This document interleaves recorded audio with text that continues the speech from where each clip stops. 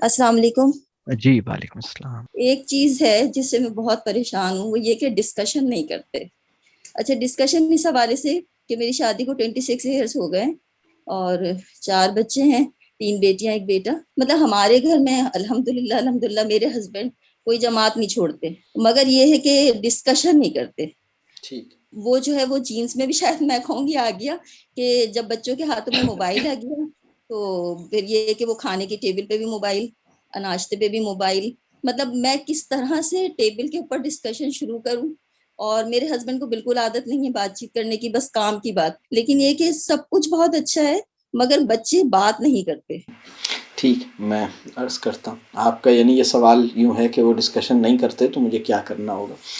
اچھا، اس میں 2 باتیں کہوں گا۔ پہلی بات، آپ یہ جائزہ لیجئے، اور یہ سوال میں آپ سے کر رہا ہوں، مطلب سوچنے کے لیے، یہاں باقی لوگوں کے لیے بھی یہ سوال ہے۔ اگر بولنے میں جو لطف آتا ہے سننے میں نہ آئے، یعنی بولنا تو بہت انجوائبل لگے، بولنے میں تو مزہ آتا ہے، سننے میں نہیں آتا، اگر یہ مسئلہ کسی کے ساتھ ہو جائے تو کوئی بھی انسان اس کے ساتھ ڈسکشن نہیں کرے گا۔ تو پہلے تو یہ دیکھیے کہ اگر آپ کے بچے اوروں سے ڈسکشن کرتے ہیں اور آپ سے نہیں کرتے تو اس کی وجہ کہیں یہ تو نہیں ہے کہ آپ کو بولنے میں جو مزہ آتا ہے وہ سننے میں نہیں آتا۔ اصولی طور پر ہمیں سننے کا عمل بولنے کے عمل کے برابر ہی ہمارے لیے پرلطف ہونا چاہیے اور سیٹسفائنگ ہونا چاہیے۔ کبھی کبھی کیا ہوتا ہے کہ سننا بڑی اکتاہٹ اور تکلیف کے ساتھ کرتے ہیں اور بولتے بہت خوشی کے ساتھ ہیں اور جوش کے ساتھ ہیں۔ تو سننے میں بھی اللہ ہمیں جوش عطا کرے، جیسے پرجوش خطیب ہے نا، ایسے پرجوش سامع بھی اللہ تعالی ہمیں بنائے۔ ایک بات۔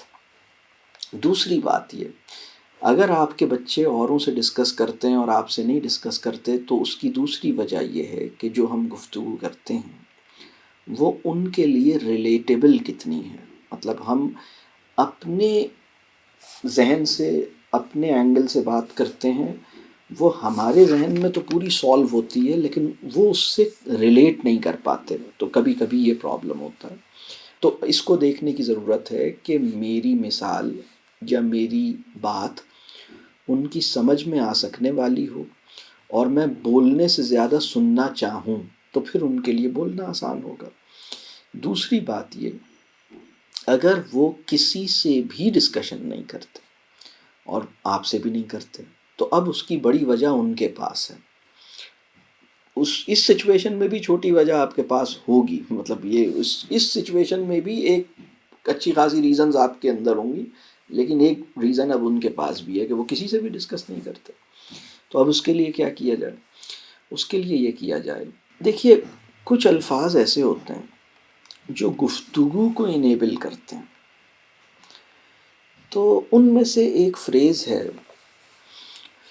آپ کا کیا خیال ہے، آپ کو کیا لگتا ہے، آپ اس بارے میں آپ کا کیا خیال ہے۔ یہ جو بات ہے نا، یہ بات کہہ کے مطلب ایک اوپننس ہو کہ جو بھی خیال ہے اور جو بھی احساس ہے میں اسے ایکسیپٹ کروں گا، میں اسے ویلکم کروں گا، میں اس کو اپنے فیشل ایکسپریشن سے ڈس اپروو نہیں کروں گا۔ تو اگر یہ 3 باتیں ہم اپنے اندر جمع کر لیں تو یہ دوسرے آدمی کو گفتگو کرنا اس کے نتیجے میں آسان ہو جائے گی۔ تو اس کو دیکھیے گا، یہ بہرحال ہمارا جو کورس ہے اس میں ہم کسی سٹیج پر یہ ڈسکشنز بھی کر رہے ہوتے ہیں، اس کورس میں کانورسیشنز کیسے، تو انشاءاللہ اللہ آسان کرے گا۔ یعنی کچھ لوگ ذرا کم گو ہوتے ہیں، اس میں پریشانی کی بات نہیں ہے۔ ایک ہمارے یہاں بعض لوگ اس بات پہ ناراض ہو جاتے ہیں کہ میرے شوہر یا میرے بچے یا میرے اماں یا میرے بہن یا میری والد صاحب ایکسپریسو نہیں ہیں۔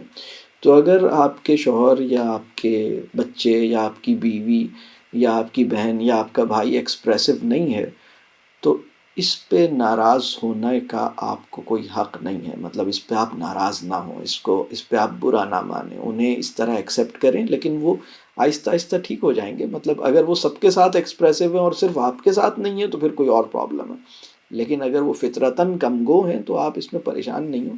آہستہ آہستہ مطلب ان کا ایکسپریشن کسی اور فارم میں آپ کے پاس آئے گا، وہ کسی اور طرح سے ہی وہ ڈفرینٹلی ایکسپریس کریں گے، اس کو آپ مطلب انجوائے کریں۔